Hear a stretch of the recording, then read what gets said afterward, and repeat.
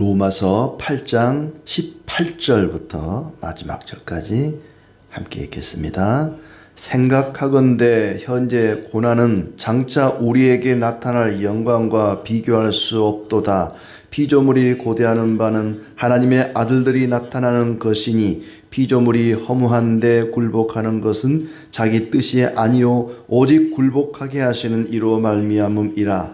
그 바라는 것은 피조물도 썩어짐의 종노릇한 데서 해방되어 하나님의 자녀들의 영광의 자유에 이르는 것이니라.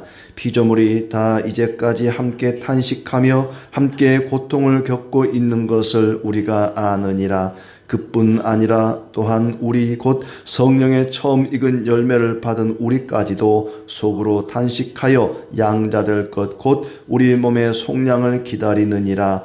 우리가 소망으로 구원을 얻었음에 보이는 소망이 아니니 보는 것을 누가 바라리요. 만일 우리가 보지 못하는 것을 바라면 참으로 기다릴지니라.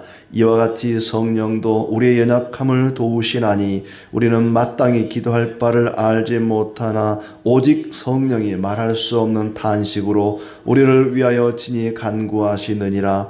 마음을 살피시는 이가 성령의 생각을 아시나니 이는 성령이 하나님의 뜻대로 성도를 위하여 간구하심이니라.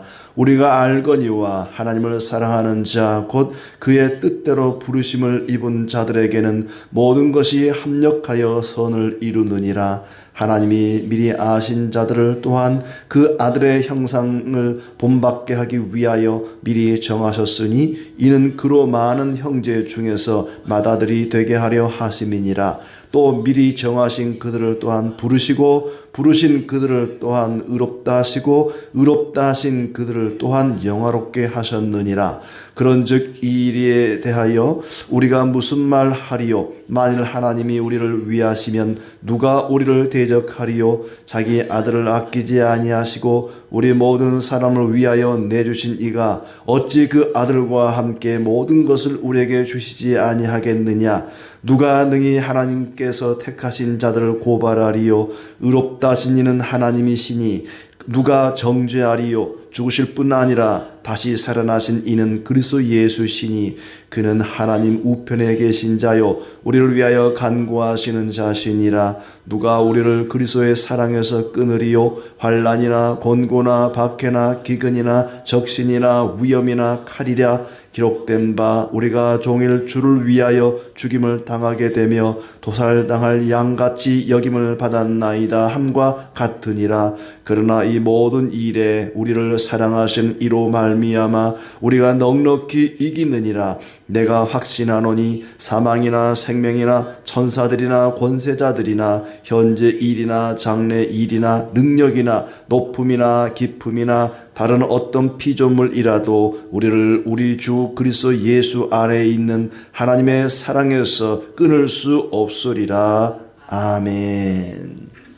네, 날씨가 많이 춥습니다. 하나님의 은혜 가운데 건강하고 평안하시기를 바랍니다. 로마서 8장은 성령장이라고도 부릅니다. 예수 그리스도를 믿어 의롭게 된 자들, 의롭다함을 얻은 자들에게 성령이 임하면 어떤 일들이 일어나는가, 어떤 은혜가 주어지는가 하는 얘기입니다. 바울은 자기 자신을 향해서 탄식하고 절망합니다. 분명히 믿음으로 의롭다함을 얻고 하나님 은혜 가운데 하나님의 자녀로 살아가는데 더 이상 율법을 행하여 구원받으려고 하는 그 율법의 지배가 아니라 그리스도의 지배를 받고 의의 종으로 살아가는데도 불구하고 여전히 나는 내 안에 있는 두 자아가 갈등하고 다투는 모습을 느끼는 것이죠. 마음은 하나님의 법을 따라 살고 싶은데 육신은 세상의 법을 따라 살고 싶어하는 그 두 자아가 내 안에 갈등하는 것입니다. 그러고도 내가 예수 믿는 사람인가? 그러고도 내가 사도인가? 분명히 나는 하나님의 은혜로 믿음으로 의롭다함을 얻었는데 왜 내가 이렇게 옛사람을 따라 살려고 하는가? 그 자기 자신의 내면에서 일어나는 끝없는 갈등 때문에 탄식하고 오호라 나는 공고한 사람이로다. 이 죽음의 몸에서 누가 나를 건져내랴 하면서 탄식을 합니다. 그럴 때에 그 해답으로 8장에서 걱정하지 마라. 예수 안에서 생명을 누리게 하는 성령의 법이 죄와 죽음의 법에서 해방하여 주셨기 때문에 예수 안에 있는 사람은 정죄를 받지 않는다. 그리스도 예수 안에 있는 자에게는 결코 정죄함이 없다. 하나님께서 그 아들을 육신으로 우리와 같은 이 육신을 가지고 이 땅에 보내셔서 그 육신의 죄를 짊어지고 그 육신이 십자가에 죽으심으로 율법이 요구하는 바를 다 이루었다. 예수님이 모든 율법의 요구를 다 이루었다. 네가 지금 그 율법의 말씀을 따라 하나님 계명을 따라 살지 못한다고 마치 구원을 못 받은 것처럼 지옥 갈 사람인 것처럼 두려워하고 낙심하고 절망하지 마라. 하나님께서 예수 그리스도에게 그 모든 율법의 짐을 다 지우셔서 십자가에 못 박아 죽으시고 그 율법이 요구하는 것을 완성하게 하셔서 죄와 죽음의 문제를 해결했다. 예수님이 죽으심으로 죄 문제를 해결하시고 다시 살아나심으로 죽음의 문제를 해결하셨습니다. 죄의 문제와 죽음의 문제, 그것은 결코 사람이 스스로 해결할 수 없는 인류의 영원한 숙제입니다. 그런데 하나님이 그 아들을 이 땅에 보내셔서 그 모든 문제를 다 해결하셨다. 육신을 따라 사는 사람은 육신에 속한 것을 생각하게 되고 그 결국은 사망에 이르게 될 것이다. 그러나 성령을 따라 사는 사람은 성령에 속한 것을 생각하고 그 결국은 생명과 평화를 얻게 될 것이다. 육신에 속한 생각은 하나님께 적대감을 가지고 하나님의 법을 따르지 않고 복종할 수도 없고 하나님을 기쁘시게 할 수도 없다. 우리 안에 육신을 따라 살려고 하는 그런 마음과 성령을 따라 살려고 하는 그 두 마음이 있는데 사람은 누구나 그 둘 중에 하나만을 따르게 돼 있다. 육신을 따라 살든지 성령을 따라 살든지 그 둘 중에 하나를 따라 살게 되지 동시에 육신을 따라 살면서 성령을 따라 살 수는 없다. 그런데 육신에 속한 생각은 하나님을 따르지 않고 복종할 수도 없고 하나님을 기쁘시게 할 수도 없다. 그러니 성령을 따라 살아야 된다. 우리가 성령을 따라 살면 하나님을 기쁘시게 할 수 있고 또 하나님이 기뻐하는 삶을 살아갈 수 있다는 얘기입니다. 우리 안에는 그래서 영이 계신다. 예수를 믿는 사람은 그 안에 하나님의 영이 함께합니다. 성령이 우리와 함께합니다. 우리가 알든지 모르든지 느끼든지 감각이 없든지 간에 예수님을 믿고 의롭다함을 얻은 사람 속에는 성령께서 날마다 함께하십니다. 그분이 우리를 살게 합니다. 내 힘으로는 육신을 따라서 육신의 생각을 따라서 살 수밖에 없습니다. 그런데 그 육신을 따라 살면 죽을 것밖에 없습니다. 반면에 성령을 따라 몸의 행실을 죽이면 생명을 얻을 것입니다. 우리는 모두가 하나님의 영을 받은 하나님의 영이 우리 가운데 함께 하시는 하나님의 자녀들이다. 지금까지는 죄를 짓고 살았지만 그러나 이제는 우리가 성령을 따라 우리의 육신조차도 거룩해질 것이다. 그러니 우리의 어떤 부패성과 우리의 연약함을 성령을 의지하여 성령의 도우심으로 이겨나가라. 사도 바울처럼 예수님을 믿는 모든 사람들은 마음속에 그 두 가지 자아가 선과 악이 육신을 따라 살려고 하는 마음과 성령을 따라 살려고 하는 마음이 부딪히는데 갈등을 하는데 성령을 의지하여서 성령의 도우심으로 그 부패한 마음, 연약한 마음을 극복하고 이겨나가야 된다. 왜냐하면 하나님의 영이 성령이 언제나 우리와 함께 하시기 때문이다. 내 안에 거하시는 성령을 의지하여 살기를 원합니다. 하나님의 상속자로서 우리는 분명히 영광을 받게 될 것인데 그 영광을 받기 위해서는 고난도 받아야 된다. 고난은 회피하면서 영광만 받으려고 하는 것은 옳지 않은 생각이라고 이야기하면서 이제 18절부터 우리가 지금 이 땅에서 당하고 있는 이 고난들은 장차 얻게 될 영광과는 비교도 할 수 없다라고 이야기합니다. 우리가 겪고 있는 고난은 장차 받게 될 영광에 비하면은 아무것도 아니다. 그러면서 하나님의 자녀들이 얼마나 큰 영광을 얻게 될 것인가, 얼마나 대단한 영광을 얻게 될 것인가를 피조물과 관계해서 이야기를 하고 있습니다. 피조물들은 하나님의 자녀들이 나타나기를 간절히 바란다고 19절에 이야기하고 있습니다. 피조물이 고대하는 바는 하나님의 아들들이 나타나는 것이다. 피조물들이, 우리가 소위 말하는 자연이라고 하는 이 피조물들이 하나님의 자녀들이 나타나기를 고대한다는 것입니다.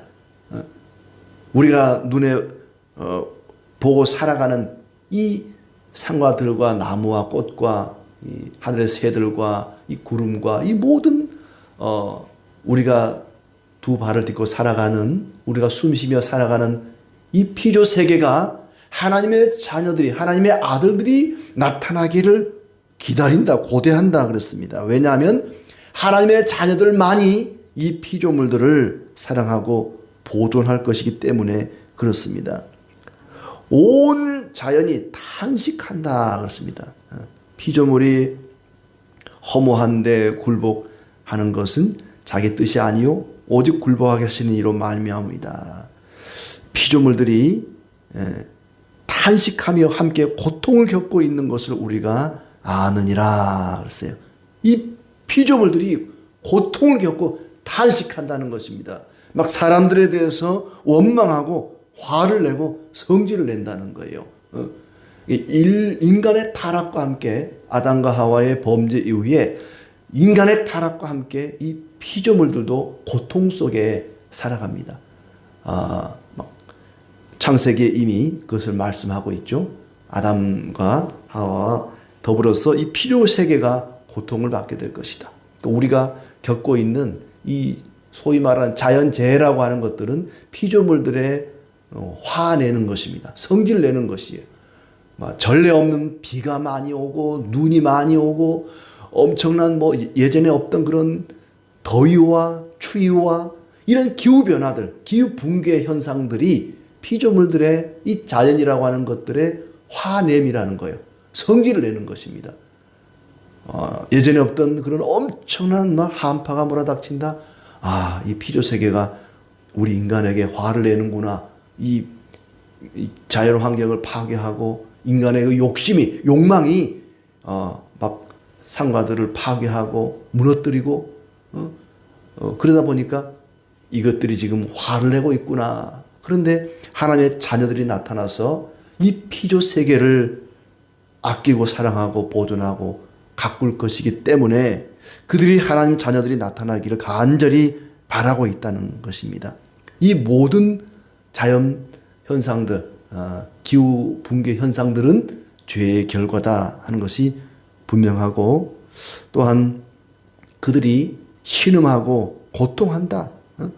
피조물도 회복되어 영광을 누릴 것인데 지금은 그들이 신음하고 고통하고 있다. 이 피조 세계가 영광을 얻게 될 것이고 하나님의 자녀들도 영광을 얻게 될 것이다. 지금은 비록 고난을 당하지만 이 고난은 장차 우리가 겪게 될 영광과는 비교도 할 수 없는 그런 것이다. 우리 성도들이 영광을 회복하게 될 것을 이야기하고 있습니다. 성령께서 우리의 약함을 도와주신다는 말씀 26절에 이와 같이 성령도 우리의 연약함을 도우시나니, 마치 하나님의 아들들이 피조 세계 이 자연 붕괴를 돕는 것처럼, 피조 세계 회복을 돕는 것처럼, 그래서 피조물들이 하나님의 아들들의 나타남을 기다리는 것처럼 성령께서도 우리의 연약함을 도와주신다는 겁니다. 성도들이 피조세계 회복을 돕는 것처럼 성령께서 성도들의 연약함을 도와주신다. 어떻게 도우시느냐? 우리는 마땅히 기도할 바를 알지 못하나 성령이 말할 수 없는 단식으로 우리를 위하여 친히 간구하시느니라. 우리는 기도할 바를 알지 못한다는 거예요. 성도들이 기도할 줄을 잘 모른다는 겁니다. 늘 자기 욕심을 위해서 자기에게 필요한 것만 구하고 그러지 진짜로 기도해야 될 바를 잘 알지 못한다. 물론 우리가 필요한 것, 우리에게 원하는 것을 기도하지 말라는 얘기는 아닙니다. 분명히 일용할 양식을 위해 기도하라 하고 우리의 필요한 것들을 위해서 기도하라고 했지만 진짜로 우리가 해야 할 기도는 잘 알지 못한다. 그러나 성령께서 하나님의 뜻을 알게 하시고 우리를 위해 간구하시고 우리가 기도할 수 있도록 말할 수 없는 탄식으로 우리를 위해서 친히 간구하시느니라. 말할 수 없는 탄식으로. 탄식이라는 게 뭡니까? 막 괴로워서 어찌하면 좋습니까? 너무 힘들고 괴로울 때 막 아무 기도도 나오지 않고 탄식만 나오는 것처럼 성령께서 탄식으로, 말할 수 없는 탄식으로 우리를 위해서 친히 간구하신다 그랬습니다. 우리를 대신해서 간구해 주시고 하나님의 뜻을 따라서 우리를 위해서 기도하시는 분이 바로 성령님이십니다. 그리고 모든 일이 서로 협력해서 선을 이루게 될 것이다. 모든 일, 여기서 모든 일이라는 게 뭔가, 그리고 선을 이룬다는 게 뭔가, 이 모든 일, 그 말은 우리가 부패하고 연약하고 부족하고 여러 가지 모자라는 것들이 많지만은 그 모든 것들이, 그 연약한 우리 자신이 선을 이룬다는 게 뭐냐? 하나님의 아들의 형상을 본받아 그리스도를 닮아가게 할 것이다. 그 뒤에 나오는 29절 30절 말씀, 하나님이 미리 아신 자들을 또한 그 아들의 형상을 본받게 하기 위하여 미리 정하셨으니, 하나님의 아들 예수님을 본받게 하는 것이 선입니다. 선. 우리가 인간이 연약하고 부족하고 죄가 많고 허물이 많을지라도 그 모든 것들을 협력해서 하나님은 결국은 우리를 그리스도를 닮은 사람으로 만들어 가실 것이다. 미리 정하신 그들을 부르시고 부르신 자들을 의롭다 하시고 의롭다 하신 이들을 또한 영화롭게 하실 것이다. 우리가 구원을 얻는 과정을 이렇게 설명하고 있습니다. 결국에는 우리가 그리스도를 닮은 사람으로 변화되게 할 것이다. 그것이 모든 일이 합력하여 선을 이룬다는 얘기입니다. 31절부터 39절까지는 하나님이 우리 편이시니 누가 우리를 대적하겠습니까? 하나님이 아들을 주셨는데 우리에게 뭘 못 주겠습니까? 아들을 주신 그분이 모든 것을 선물로 주지 않겠습니까? 하나님이 우리를 택하시고 의롭다 하여 주신 그 사람에게 누가 감히 정죄하고 누가 감히 고발하겠습니까? 우리를 위해서 예수 그리스도가 간구하신다. 아까 앞에서는 성령께서 간구하신다. 그런데 여기는 예수 그리스도가 우리를 대신하여 간구한다. 그러니 누구도 우리를 하나님의 사랑에서, 그리스도의 사랑에서 끊을 수 없다 그렇습니다. 그러니까 사도 바울처럼 우리는 늘 갈등합니다. 내가 예수 믿는 사람인데, 믿음으로 의롭다함을 얻은 사람인데 이렇게 살아도 되나? 이렇게 부패하고 욕심 많고 죄짓고 살아도 되나? 이런 갈등을 하는데 성령의 능력을 의지해서 깨끗하고 온전할 때까지 우리는 그런 갈등 속에서도 우리의 육신의 생각을, 우리 안에 있는 죄를 누르면서 죽이면서 살아야 된다 하는 이야기를 하고 있습니다.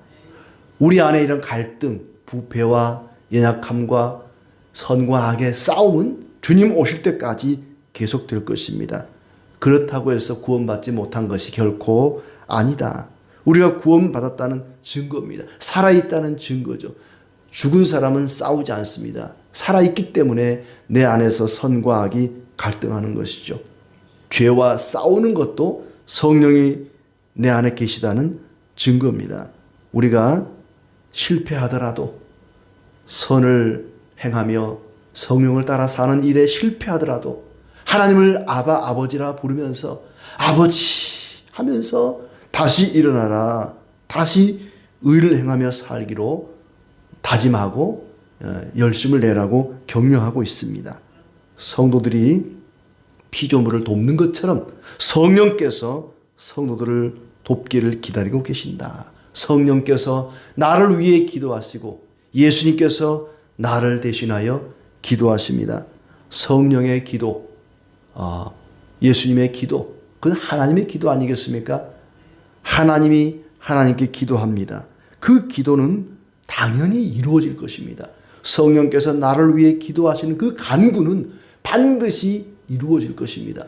우리가 기도하는 것, 우리가 하나님 앞에 나와서 기도하는 것은 그 기도가 훌륭해서 응답되는 것이 아닙니다. 기도를 많이 해서 응답되는 것이 아닙니다. 그리스도의 중보 때문에 응답되는 것입니다. 그리스도께서 나를 위해 기도하시고 나를 대신하여 기도하기 때문에 그 기도가 응답되는 것입니다. 기도를 많이 하는 것이 결코 공덕이 아닙니다. 하나님, 내가 몇 시간 기도했으니 들어주십시오. 내가 기도가 부족해서 응답이 안 됐나 보다. 더 많이 기도해야 되지. 기도를 많이 하는 것이 공덕이 아니라 그 기도 많이 한 것 때문에 응답되는 것이 아니라 그리스도의 이름으로 기도하기 때문에 그리스도의 중보 기도로 인하여서 응답이 되는 것입니다. 오늘도 그리스도를 의지하여 기도하고 그리스도를 닮아가기를 힘쓰는 성령을 의지하여 그리스도의 형상을 본받아 살아가는 거룩한 삶이 되기를 진심으로 축복합니다.